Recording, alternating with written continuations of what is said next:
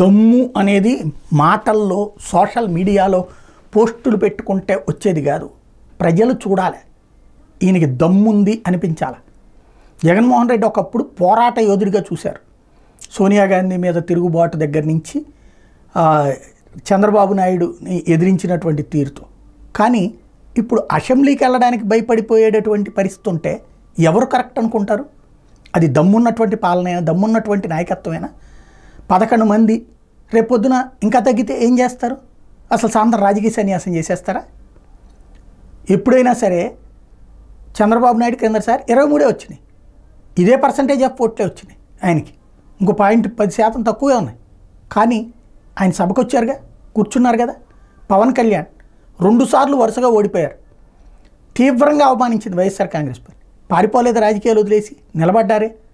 వాళ్ళిద్దరూ దమ్ము చూపించారు. మరి అట్లాంటి దమ్ము చూపించేటటువంటిది లేక జగన్మోహన్ రెడ్డి అసెంబ్లీలోకి అడుగు పెట్టకుండా సైలెంట్గా కూర్చుని అసెంబ్లీ సెషన్స్ అన్నీ అయిపోయిన తర్వాత మా నాయకుడు దమ్మున్నోడు, మా నాయకుడు దుమ్మురి ఎగ్గొడతాడు అంటే ఏంటి ప్రయోజనం? అదే ఉంటే అసెంబ్లీకి వెళ్తే అవమానిస్తారు.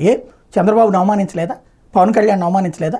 మరి అవమానించినప్పుడు అది చూసిన ప్రజలు అయ్యో అసెంబ్లీలో ఆయన అవమానిస్తున్నారన్నటువంటి సింపతి రాబట్టినే కదా ఓట్లేసింది. మరి ఇప్పుడు జగన్మోహన్ రెడ్డి వెళ్తే అవమానిస్తే అవమాన పడితేనే కదా రేపొద్దున సింపతి వచ్చేది, లేదా అవతల వాళ్ళ మనస్తత్వం తెలిసేది.